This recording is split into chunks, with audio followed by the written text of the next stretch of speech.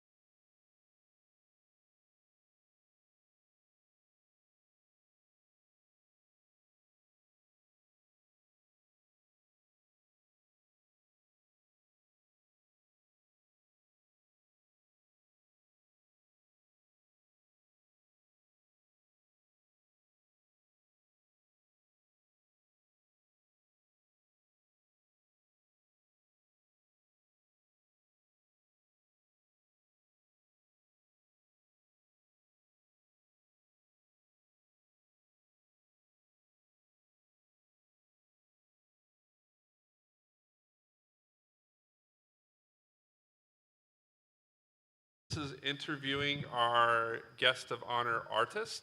My name is Seth Lockhart. I'm the fantasy track director. I was asked to help moderate, and would you mind introducing yourself? Hi, my name is Oksana. And then, what type of art are you most famous for, in terms of what you would want these people to go check out?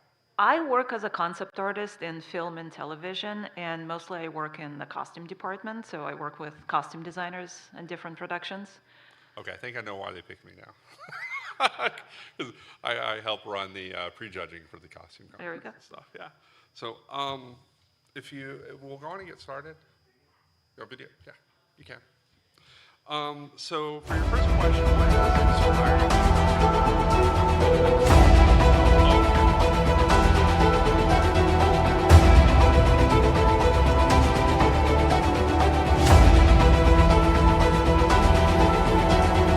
Perfect.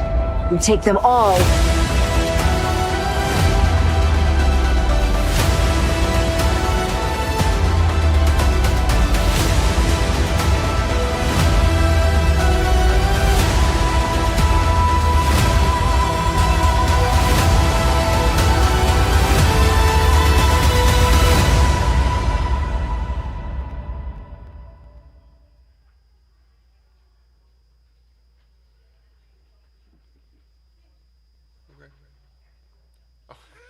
wondering. I was looking and seeing which camera that was. Thank you for the video, Cooper. Do you want to describe the video? Kind of go through what each of the characters was. Um, I think we can go through that later. I mean, Okay. we can start with your first Okay. question. All right. Oh, so what inspired you to be an artist? Oh God. You want a long answer or a short Yeah, answer? long Long answer. Inspiration's always the best thing to come. Gosh. I actually had a completely different, well, if you want to call it career before I got into this. I'm actually a trained classical pianist, and I graduated from musical college in Moscow with honors, and everybody thought that I was going to, proceed with my music career, and I said, no, thank you. I'm done with that. I always wanted to draw, and I always wanted to draw, princesses and pretty dresses in my sketchbooks. I was like, well, I'm just gonna, do that. And I moved to the United States. And I thought I was gonna be a fashion designer. And that's what I started going to school for. I started taking courses in fashion design and merchandising. And it wasn't until my very first fashion illustration course that I realized, like, oh, this is it. This is what I really want to do. These are the fashion illustrations, and I took 2 courses in that, and then I started researching, what kind of jobs would be available doing fashion illustration, and then I very fast realized that it was such a narrow niche, and there were not a lot of career choices, especially in the United States. It's a little bit better in Europe, where they still use, real artwork. But here in the States, there wasn't really a big market for that. So I researched a little bit further, and I was like, well, I really like to draw, so why don't I change my, direction to art in general, and then figure out what I want to do with that. So I switched my majors. I started taking a bunch of art courses. Really liked that, and then when it was the time for me to decide where I wanted to transfer, I looked at some private art schools, like Art Center, Otis, FITM, and then decided to go to State College, and that was like one of the best decisions I've made, really, because at Cal State Long Beach, where I transferred, I met Robin Richardson, who was at the time illustrators representative with the Costume Designers Guild, which actually the position I'm holding right now. And she introduced me and my friend Phil, another concept artist in this industry, to this whole idea of being a costume illustrator. We didn't really know that position existed because in most people's minds, costume designer does it all. Costume designer does all the sketches and then manages the workroom. And often it's not the case. First of all, they don't have the time to do all the illustrations themselves, and a lot of designers don't really like to draw. So they end up hiring costume illustrators, and this is our job. So I met Robin Richardson. She kind of introduced me to that whole concept, and then I figured, okay, so what do I do with this? So I concentrated on making like all my art pieces for the final show that we did, all focused on costumes from different regions, from different parts of the world, from different eras. And that was back in 2006. I told you it was going to be a long answer. No, that's fine. Yeah. So that was 2006, and I was graduating, and I found out that the Costume Designers Guild was present at the Comic-Con in San Diego for the very first time. So I was super excited. I researched all the panels, and I made it a point to attend all of them and meet all the costume designers because, they were my superheroes. And we went to one of the autograph signing sessions after one of the panels, and one of the speakers was Isis Musenden, who was the costume designer on the Chronicles of Narnia. So I met her. I met Mary Vogt, who was the costume designer for Men in Black, Juliana Makowski, who designed, I think, the first 2, if I'm not mistaken, of the Harry Potter, the first one for sure. So I introduced myself. I gave them my business cards, showed my portfolio, and I didn't really think anything of it. And then 3 days later, ECs called me and said, "Hey, I'm such and such. I met you at the Comic Con. I saw your portfolio. I really like your work. So I'm starting this job. It's the second one of the Chronicles of Narnia and Prince Caspian. Like, would you like to come and meet with me and maybe do some, test run and potentially join the crew?" And I was like, okay, I'm dreaming. That doesn't happen in real life, in real world. What's going on? So I met with her. She gave me like this little test to do a couple of characters. She liked what I did, even though, we went completely different direction. And I ended up joining the Prince Caspian crew. I worked with her in LA on very early stages of pre-production and actually ended up going to Prague for almost 9 months and worked on that production. So that was my introduction to the entertainment industry.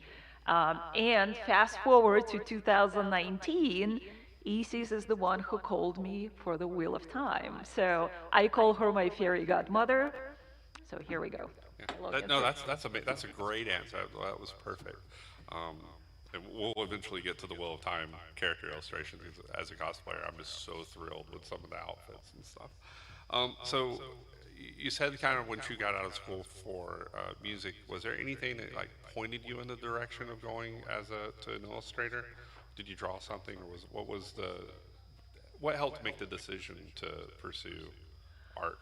Well, I was like always sketching. I had sketchbooks full of like copies of all the Disney characters that I was drawing, and I love drawing medieval dresses. I ended up illustrating some covers for this composer friend of mine, like pen and ink drawings of like violins and cellos and flowers with them, and everybody really liked those. Like all my um, anything that I could possibly draw, like in all my classes, like high school classes, my sketchbooks were like full of illustration. I think I wasn't really graded on my knowledge of the subject, but they would open up my sketchbooks like, oh, this is amazing, A. So that was great. Okay. Um, has there been any like you mentioned Prince Caspian and for Will of Time, so obviously highish fantasy type work. Is that something that is that specifically what you like and is what your style is, or have you worked on anything that would not be that's not fantasy? I worked on a bunch of productions. Like one thing that pops into my mind is like I worked on Chris Nolan's Tenet, and that's very Okay, yeah. contemporary. I mean, and every character has a story, and there are like Easter eggs and everything, but very contemporary. But personally, I love fantasy, and I love sci-fi. Like one of my recent jobs was Star Wars Skeleton Crew, and that Okay. was a Yeah. lot of like a retro sci-fi. That was a lot of fun. Yeah, that was amazing. That was really good. So, since you like the fantasy themes, and we've slowly got a slideshow for that's playing on the background. So when we're looking at like the Egwene out beer, is there a certain style that you like to go with, like the overcoats, like costume wise? Is there like something that you like to always add to a costume when you're first in like the uh, pre-draft phase of an outfit?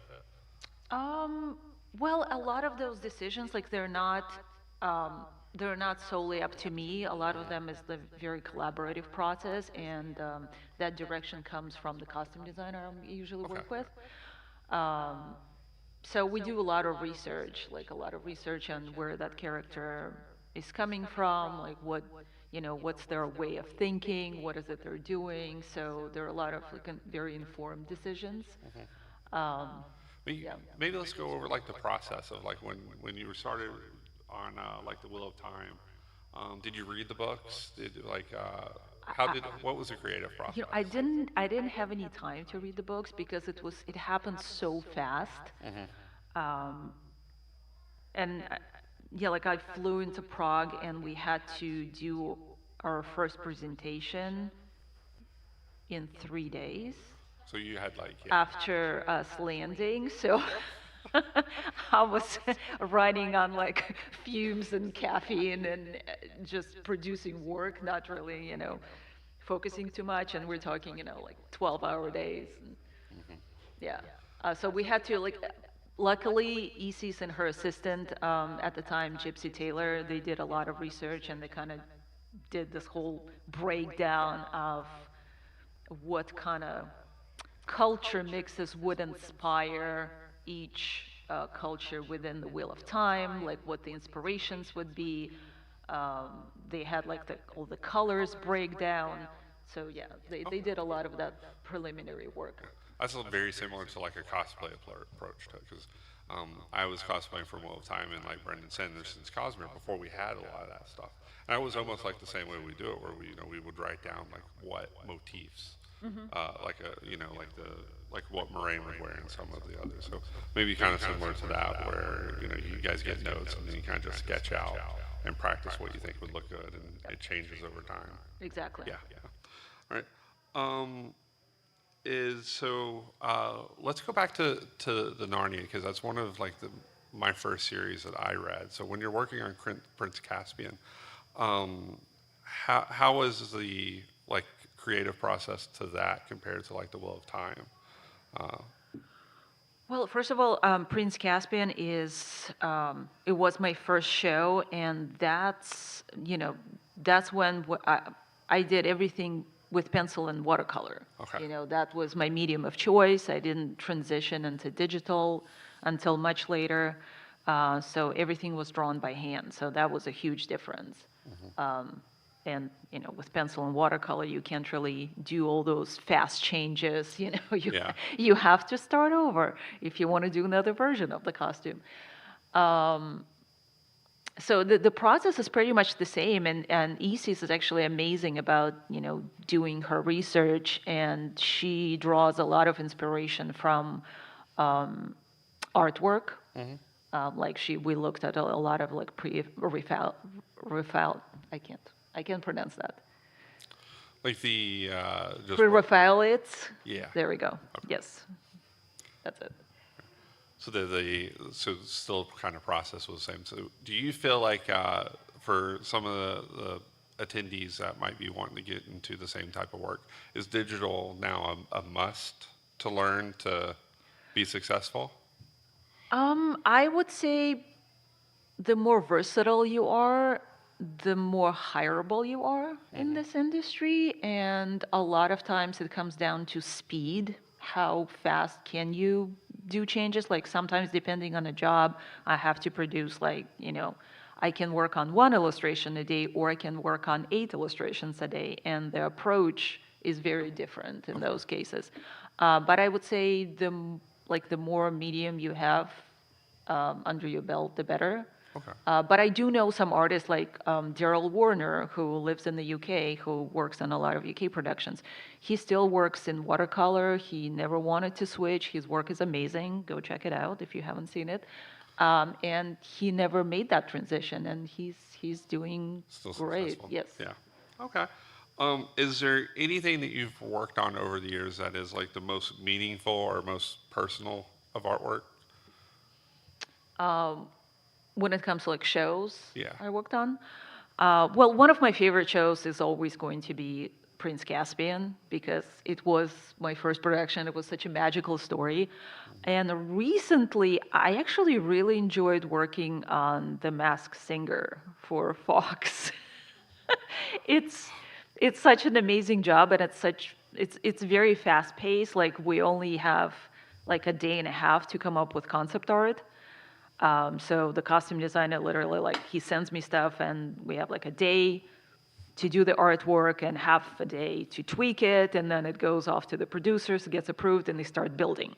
And then it's very different character every time. So yeah, Okay. I really enjoy that. Outside of just we'll come back to character illustrations. Is there outside character illustrations, any specific type of art form that you like to work in, medium? I used to do watercolors. I don't really do that anymore. I do that on occasion, but what I got into recently is Actually, I make ball jointed dolls that I designed myself in 3D, and I printed them, and I recently had them cast. I have my first run of 20. So if you haven't seen it, it's on Instagram. I'm Madam Nexa, which is like a combination of my last name and first name. But yeah, I make all the outfits myself. I make the wigs. I do all the face ups. So that's like my creative outlet. Okay. Um, when you're working, because for the character illustration wise, you say it's like a very fast moving process. How would you get around like any kind of like whenever you're facing a artist block where you just, they're describing something and you just can't get it into your head what to do? Working as a concept artist, we can't really afford that luxury as having like an artist block or writer's block. Like you keep on doing research and just trying different things until something works. You just do a bunch of versions of things. Yeah. Do you have anything that you like to do? So like maybe you're between jobs, like a palette cleanser, where like you've worked really hard on Wheel of Time, and then like you want to just like relax. Is that like the ball joint dolls? Is that what Yes, like that relaxes? exactly. Yeah. That's my outlet lately. Okay. Yeah, and I usually when I work on the production, I actually like working on few different things at the same time because I hate looking at one thing for too long because you stop seeing what you're doing.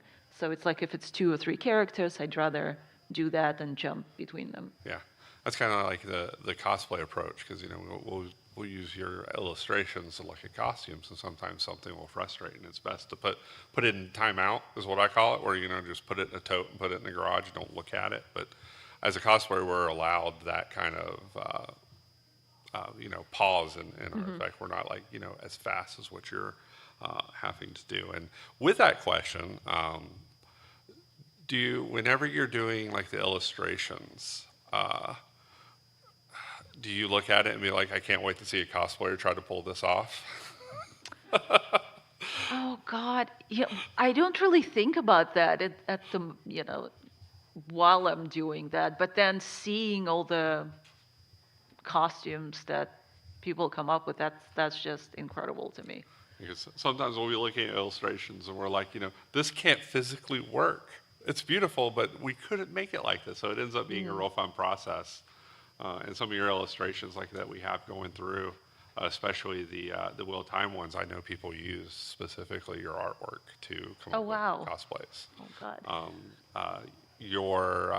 The Two Rivers outfits, I know a lot of people love that and specifically try to use that in their cosplay. Oh really? Work. Yeah, yeah. Oh, that's amazing. So what has been like the biggest challenge you have faced in the art industry? Oh God. I know that's kind of a loaded question. It is a loaded question. Well, I don't know about the challenge, but going back to this whole ball jointed doll thing that I started, I guess you can say one of the challenges is like it's the lack of ownership. Because none of this artwork belongs to us, like it belongs to the studios. Yeah. And like we can't really, sell it or profit off of it. Like we don't own that artwork. And when I work, it's usually like it's not something that I just create on my own, and I make all the creative decisions there. It's like I said, it's a collaborative process with a costume designer, and then it has to go through the producers, the director, sometimes the actors. Everybody has their input. So when I go, back to my ball jointed dolls, it's like I make all those creative decisions. I come up with a concept, I come up with an idea, and then I see it through. So having that ownership over the process and over the final outcome, that's what I sort of really missed working in this industry, and that's why I started, doing my own thing on the side. Yeah, for like the palette cleanser where Exactly. where you have your own choices. Has there since this is the Jordan Con and the Wheel of Time convention, were there any of the Wheel of Time outfits that you worked on that you really, really liked but weren't approved because the producers or executives didn't like the design choices? No, I didn't really have anything like that. I know that we went through different versions for a few outfits, but all those decisions, they had to be made so fast. They usually don't have time. Like we didn't really have time, and I know like Isis and her crew, we took over after another designer, so we didn't like we were a little late in the game, so all those decisions they had to be made super fast. Okay, all right. Yeah. And I know that some of the looks actually have changed in season 2, like the white cloaks, they really rethought their entire look. Yeah, that I definitely the white cloak was the first outfit I made from the TV show, and I was really excited when I saw the artwork. But then me complaining a little bit about it when I was trying to find the fabric to match. Yeah. I still haven't found the fabric. I've got all the patterns ready. Like the outfit itself is very manageable, but you guys had like that little design on the whites. Uh-huh. That the I guess probably like the character designers, the ones who pick those fabrics out. But it's always a fun thing of trying to figure out like the fabrics that get added to it, and then Right, that gives you yeah. like the right kind of drape and the right, color on camera. Yeah. Yeah, yeah. It's always a challenge. And then the combination of, when we've got like fabrics and leather working and armor of stuff of that nature, it's always fun to try to match it. Because again, like some things that have been designed, like they don't work sometimes in cosplay medium, but look, phenomenal on paper. Yeah, well, also when it comes to costume design, one of the things that can become challenging is you have to think of multiples, and especially with like white costumes like this and them fighting and being on horses, we're talking about having to wash those and having multiples for stunt work. Yeah. So we had like rows and rows of those white outfits, and you have to have enough yardage for that. Yeah. Yeah, that's one of those things. Have a question, Dina? Were you involved with brands very unique? I'm a weaver, so I love it when I see like high texture, but brands coat in Chamberlain or in the city. Carrion? Yeah, Carrion. And how many was that needed of? That looks so unique. I think that was season 2, and I wasn't involved in season 2. I only worked on season 1. Yeah, but Sharon was the costume designer. I loved all the asynchronous lines on Yeah, it was beautiful. But, question for you, because I always joked about this from the first season. The Aes Sedai ring, it being like the bulkier ring it is, how did the design of that happen?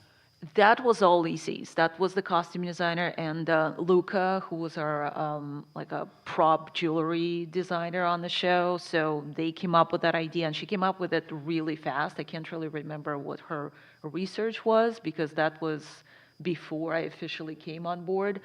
But yeah, they came up with the design. Luca, did the 3D model in Rhino, and it was printed, and that's yeah.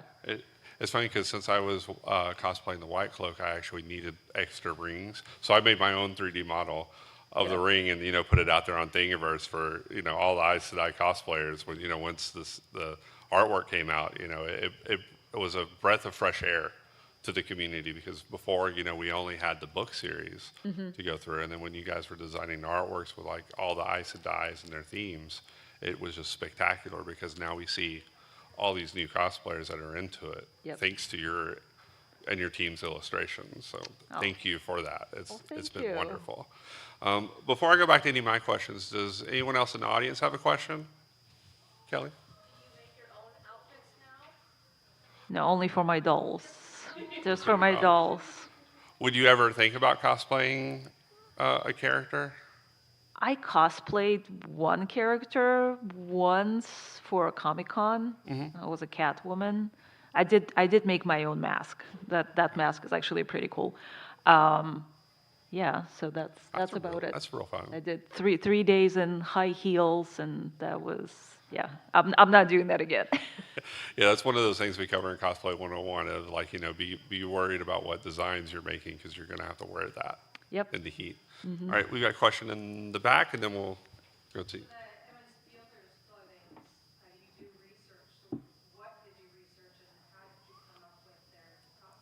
So the question was based on the Edmonds Field cosplays or outfits and how that was researched. Based on whose Or Two Rivers. Oh, Yeah. well, the majority of research that was actually Isis, the costume designers, who did that, and she pulled from like artwork. I can't remember what was the research exactly. I want to say it was like partially Spain or like Romania. It was like a mixture of all those cultures. But she found some really unique looking pieces that we were trying to replicate. Okay. All right. You had a question, and I'll get you next. The fabric, is that part of like, do you know what fabric you're trying to represent? Because so often the look and the feel of the fabric is like, do you already know what fabric it's going to be when you're designing it? Or is it a case of you do the drawing and then the fabric decision is made later? It depends. Um, it can work both ways, but when I illustrate, I usually try to have fabric in mind because, it will inform your decisions about how it's going to drape, what it's going to do on the body. So it's always a good idea to keep that in mind. But sometimes you just come up with silhouette, the general idea of the look, and then you search for fabric. But with these, working with Thesis specifically, like she likes basing her ideas in real world. Like she's very tactile in that sense. Like, oh, this is what it's supposed to feel like, and this is what I'm thinking about. And she would give you like this specific trim and buttons and closures, and then it all comes together. Okay. Dina? How many Matt's coats were there? Because season one, he was all the same thing that looked so threadbare and everything else, but it went so well. And your drawing of it reminded me, just beautiful drape on your drawing for that. Oh, thank you. How many coats were like for his the shepherd the coat? Yeah, his little green, little bit of sadness. Oh, you mean Matt's coat? Yeah, Matt. Matt's coat. How many were there? Yeah, you guys were talking about rows of white cloaks. I don't know. I don't know. I don't know. I might have been gone by that point when they actually made all of them. Yeah. Like I know they made one for a screen test, but then I only worked on it for like 3 months and then I was gone because I had to jump on another job. Is that pretty common? Like once the illustrations are done, and I know that's like pre-production, but once production runs, is it usually where you're at that point done with your part? Usually, yes. On the Wheel of Time, I was actually invited by Rafe, the showrunner. He told me, it's like, oh, you can wait on the production for as long as you want. And now I'm like rethinking my life choices here. But I already committed to another project that was actually Shang-Chi with another designer. So I had to jump on that. Okay. And then you had a question? My question is, can you talk more about the process of working with a costume designer? How much of the final look comes from each of you? It really depends on the job and depends on the person I work with because everybody has such a unique approach. Sometimes I get like a landscape from the costume designer and they would say, oh, I really like those colors. Go play with it. Okay. And then some designers give you everything. Like, this is what I'm thinking. This is the bottom. This is the top. Those are the colors. This is their story. And this is the sketch to go with it. And that makes my job so much easier. It's like, okay, I just have to go and make it look pretty and make it look like an actor and, just, presentable. But then, like in first case, it's I have to really like, brainstorm and read the backstory and come up with my own story, and then that's like a starting point, and then we tweak it. All right. Yeah.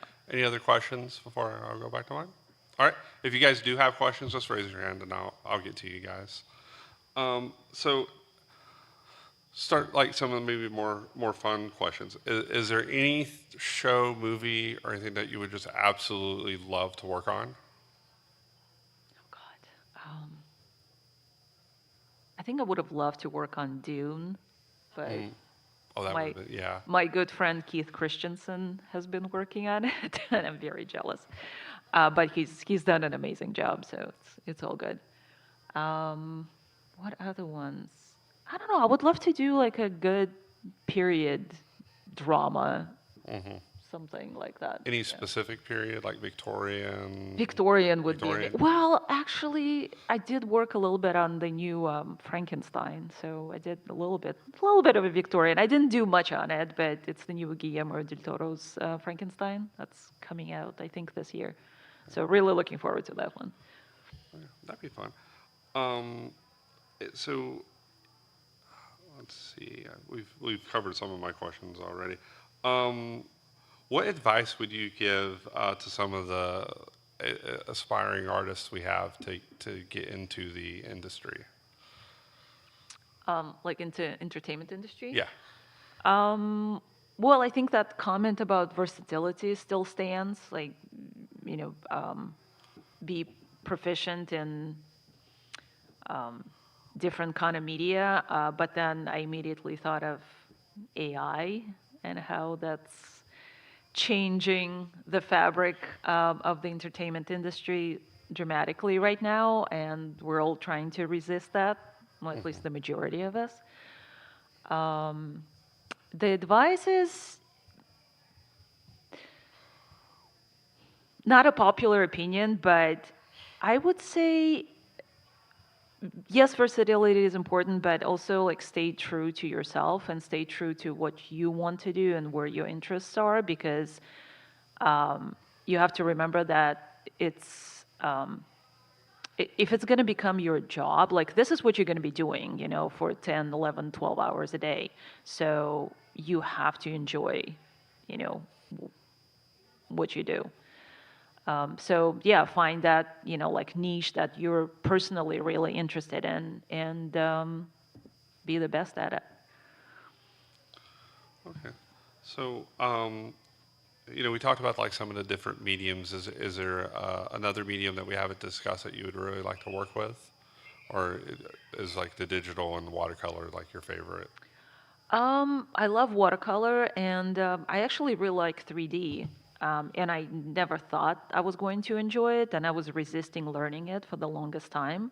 Kind of like with Photoshop as well. You know, when I was doing my watercolors, I'm like, I'm never learning Photoshop. I don't like it. I don't need to learn that. And then I was like, no, in order to be hireable, like I need to know that. So I taught myself that. And then during the pandemic, I ran out of excuses and I was like, okay, well, everything is shut down. I'm at home, so I have to teach myself 3D. So I started like maybe 3 times and got extremely frustrated. And I was like, no, I'm just gonna, keep on pushing through. And I watched a bunch of YouTube tutorials, and I taught myself ZBrush, and now I love it. Really, really enjoy it. That's what I was going to ask is which program, because I think I started Blender and that was just like wanting to shoot myself. I mean, but ZBrush is I played with Blender, and it's frustrating. Yeah. So I think to me, ZBrush is much more intuitive. Yeah, I Yeah. really liked it. I think that's my problem. Yeah, it's like even like with Blender, the left click and right click is like different from like normal, so it makes no real kind of sense. Would you ever want to do like the 3D modeling as part of your career, or would you prefer to keep that as a hobby? I incorporated a little bit of it into the jobs, not entirely, but I don't know. I feel like I would prefer to keep it for my dull explorations. Yeah. No, that's fair. It's like you always want to have that separation of work and hobby. So for it, Kelly. Since you just said that you're learning ZBrush and everything, are you thinking about doing concept costume design for video games now? I mean, if that opportunity comes along, then I would be open to it. But like even in video games, there are like concept artists who do 2D art, and there are modelers who like actually build characters. I don't know if I'm proficient enough to build characters because there has to be like very specific polygon count and everything for those. So I don't know. But for a concept aspect of it, I would be open to it. Yeah. Kelly kind of got into my next question, which is great, great job. Outside of like games, what about like illustrating for like children's books or any like for any anything outside of just the entertainment industry would you really like to work on? Making my dolls. No, I mean I'm open to it. I haven't really explored other venues because I've been busy illustrating for film. But yeah, I think if I have to choose that other career path, I would probably focus on ball jointed dolls. Okay. You kind of mentioned AI. I know that's kind of like a hot topic right now, for better or worse. Is there any like that and any other technology that is coming out that you're a little concerned about replacing people? Or Oh, do you, yeah. absolutely. I mean, AI is replacing artists. I know, like personally, a lot of my artists who lost jobs to, especially like, very early like pitch projects and pre-productions that they used to hire concept artists for. It's the majority of it has gone to AI because anybody can sit in front of the computer and just type in prompts, and yeah, it's devastating. Are there any kind of like trend other than like the technology? Are there any other trends that you've been seeing in the last couple of years in terms of like maybe mediums or subject matters? Uh, I know it's kind of a weird question, but Well, no, actually, there is like a very weird trend in the world of like costume concept artists specifically. You have emergence of AI on like one hand, but then on the other hand, lately there's been a lot of demand for like hand-drawn look. Like I get asked by costume designers specifically, "Oh, can you make it look like a drawing? I don't want I don't want a photorealistic look." I'm like, okay, but you're giving me the AI reference. It's a weird combination, but I like that they're asking for hand-drawn look. I mean, I'm really happy about it. I don't know. My prediction, I hope it comes true. My prediction that with the emergence of AI, the hand painted and hand drawn artwork is going to become in demand because it's going to be like a very luxury kind of market. Like, oh, this is actually drawn by hand. Not everybody can do that because AI, anybody can go in and type in prompts, but this is something that's drawn by a human. So I'm hoping for that development. okay. Um, so for I'll ask this for both of the main series that we've asked about. What's your favorite illustration from Prince Caspian that you worked on? Oh God. I really like Dr. Cornelius in that cape, that velvet cape that he wears, with all the beautiful textile art that Sarah Shepard, the textile artist on that show, did. And I really like the Susan's battle outfit, like with that corset and the red skirt and the chainmail. And then same question for Wheel of Time. Emerald seat. Yeah, Honestly, yeah, I, cool. I really love that costume, and I love the solution they found for the colors of all the ajas to be like interwoven into the collar of that dress. That was a brilliant solution, I thought. Yeah. And we've got Leandrin on the screen. I want to tell you, absolutely hate her character in the books, but you guys did fantastic with her design. I still hate her with like every ounce of my being, but I'd almost want to cosplay her. But she looks Yeah. good. She looks Yeah, good. it's the actress and then you guys' the outfits that you picked, and that was like one of those things I noticed with the Wheel of Time. Like you guys with the Ajaz, really, other than cultural based, all you have to go on is the color. And so you've got white, which we talked about, is a very boring, bland color unless you like spice it up a little bit with your extra pieces.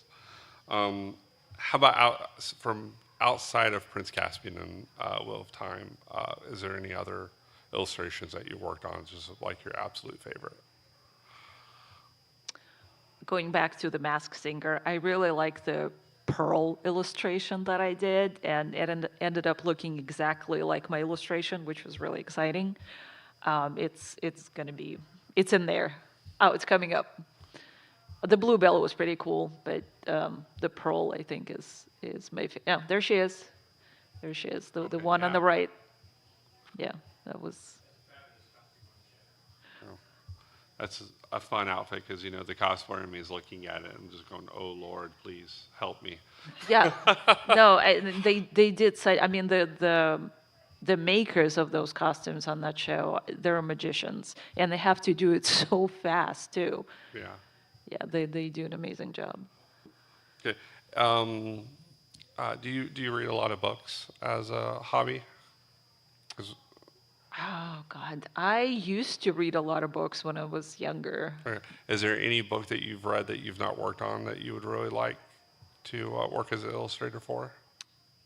Yes. Well, there's this series of books by they're actually Ukrainian authors. They go by Oldie.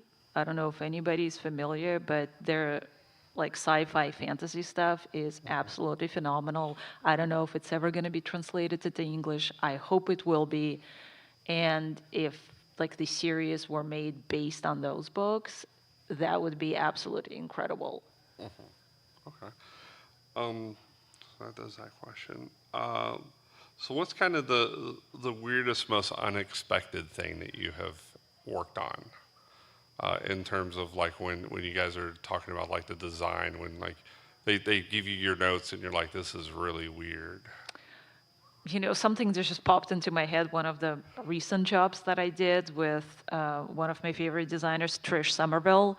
Like I worked with her on Hunger Games, The Ballad of Songbirds and Snakes. But we recently did this horror film that I can't really talk about because I'm under NDA and it hasn't come out yet. But I can't wait to see it. So yeah, there's this one character that we worked on. That was like the really bizarre thing that we had to come up with, but unfortunately, I can't really tell you what it is. Okay. Dina? So this illustration right here is a really great example of, is that design first and then they generate the fabric to match, or did you already have the fabric that you could create that design for? This one was actually like we came up that. Okay, so these three are for the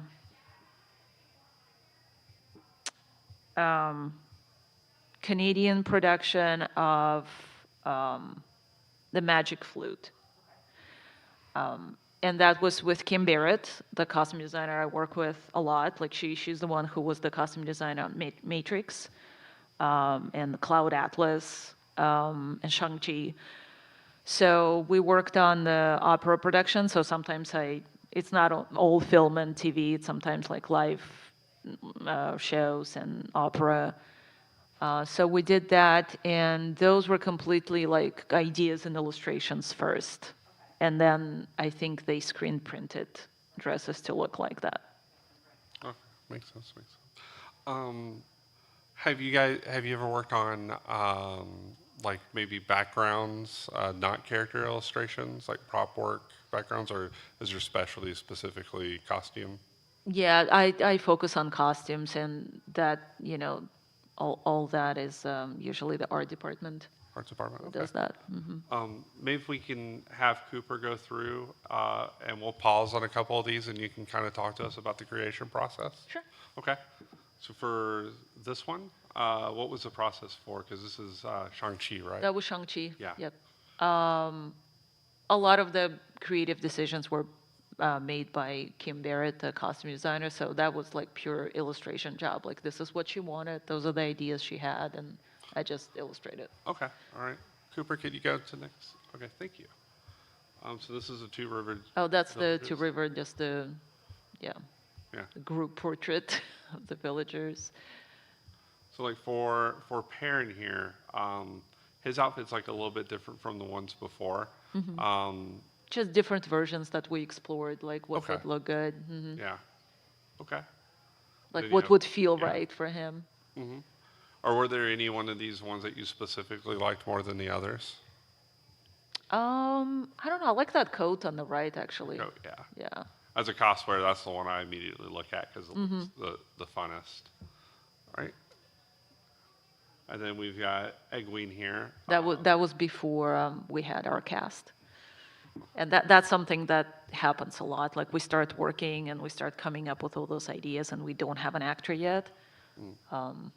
Yeah. So you're kind of just drawing a generic looking or generic person and then just filling. Yeah, in but an what, outfit. what happened on the Wheel of Time was really weird because there were two characters. I can't remember who the second character was, but Lan, I did a bunch of research, like what would he actually look like, and was the weirdest thing because I found photos of this actor, just Google search, whatever. It's like, oh, that would be really interesting. I'm just gonna draw his face, and I drew the actor's face, and they actually cast that actor.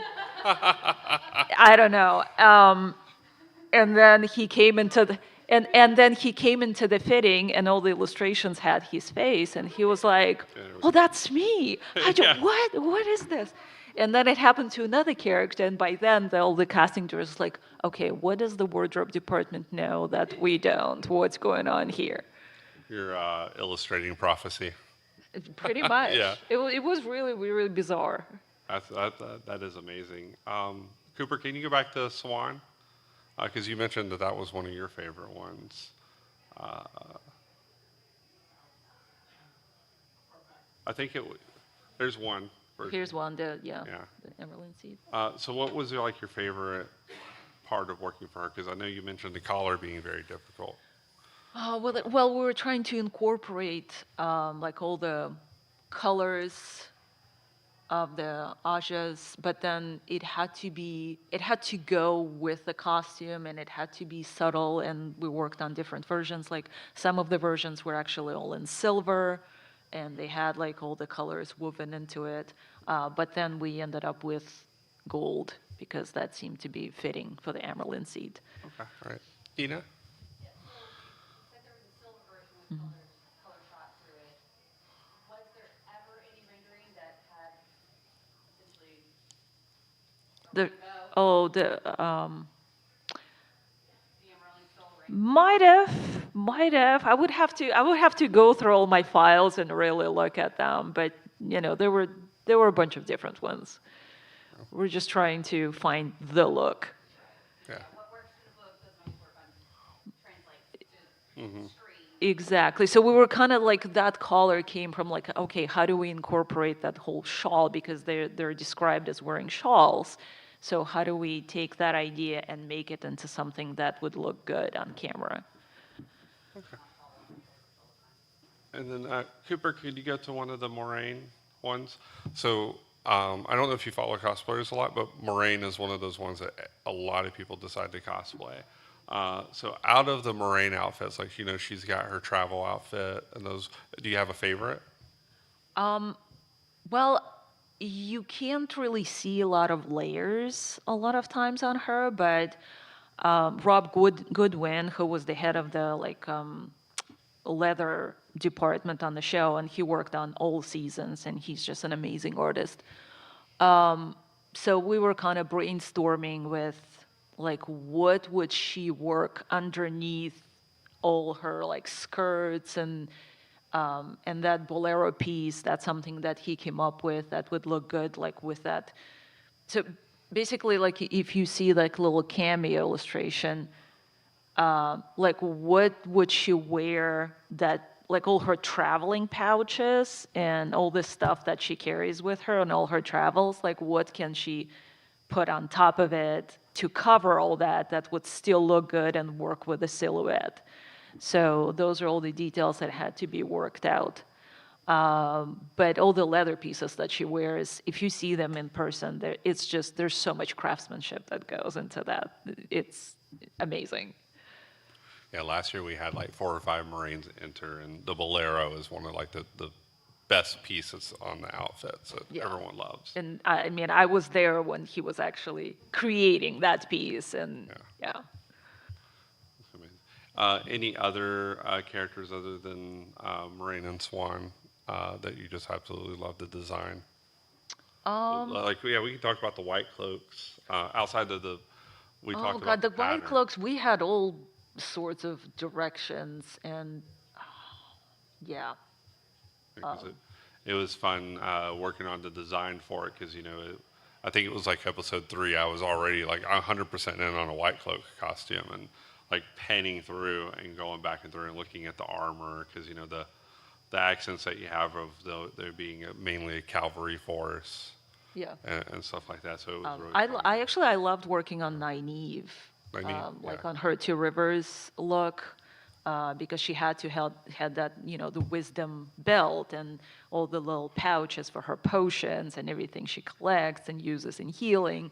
So that was a lot of fun, and like her colors were very, earth tone and based in nature. So yeah, and those colors happen to work beautifully with her skin tone. It's like it all came together. So when we Yeah. put all that on her in the fitting, it was gorgeous. It does really look like a lot of the like with the illustrations that we've seen like over today. It almost looks like you knew who the actor or actress would be because Yeah, it and works so well. most of those illustrations they were done before we had cast. Yeah. That's the incredible part of it. Yeah. Question in the back. So what kind of direction did you get to develop the white cloak concept? Oh God. We were looking at like that whole idea of the white cloaks. It's like almost like a, I don't know, there were monks. It was almost like an order, but then we had some inspiration based in like, I don't know what, like, I know we're streaming this live, but almost like in bondage, like all that, the belt that they wear, like they're exactly like they're very much like not in touch with their emotions and feelings. So there's a lot of that, like that kind of message. Yeah. I did a white cloak cosplay like 10 years ago, and it's fascinating because like my outfit looked like most on the right, where I did like a double belt situation, and then Yeah. the cloak on the inside. That's metal gauntlets and stuff like that. So it was really interesting when you get to the other ones, and also the distinction between rank and profile. You guys were able to like get the grunts versus the questioner, so that was fantastic. Yeah, and also something we had to keep in mind, like they all had to get on horses at some point, Yep. so it had to be something that would look good and be comfortable. That was the other joke I made about it, that they're wearing skirts because they're right. So they're actually yeah. pants. Yeah. So yeah. Those were Asian inspired, weren't they? Like, I can't remember the proper name of the term, but it's unique to Asian cultures to have that kind of wide vantage. They're like Yeah, like sort of hakama. Yeah. hakama pant. Yeah. Yeah, like the one I used a riding skirt is how I did it, so it was divided into pants, but it was like a hakama. Yeah. Yeah, perfect. So, Dina, did you have another question? Okay, this is kind of silly with your illustrations and everything else, but do you ever have directions to make sure you are put in pocket scenes, pocket lines, or do you not have to worry about the practicality pockets in your drawings? Sometimes I do it. Sometimes I focus mainly on the overall look and the feel of it, and then when it goes into the workroom, the cutters and fitters are the ones who have to worry about that. Yeah, and sometimes they would come up to you, it's like, what were you thinking here? Like, what is that? What does it look like on the back? What is that? So, yeah. Okay, we're almost at time. So for the final question I want to ask, is there anything that you are currently working on that you're not NDA that you can tell us to look forward to? I know the NDAs are, I have to work against them too, so it's fun. Well, one of the recent, I'll just mention a couple of recent jobs that I worked on. I am under NDA, so I can't give you any details, but I did work on second season of the Fallout. Okay. Yeah. Yeah, and I worked on Chris Nolan's Odyssey that's being shot right now. So Okay. Awesome. we're all very excited about what that's going to look like. Yeah, both of those series, Fallout ended up being spectacular. Yeah, Yeah. that's actually one of my favorite shows. The first season was really, really good. Okay. And then we've got your contact list on here. Is there any other places that we can find some of your work? I think Instagram is like the best place to follow me right now. I post stories and stuff constantly, and make sure to check out my ball jointed dolls account. Yeah. Well, all right. We'll call that time. Thank you very much for coming to Jordan Con and participating in the panel. I really appreciate it, and I'm sure everyone out here also appreciates it. Well, So thank you so much. It was such an honor. Thank you.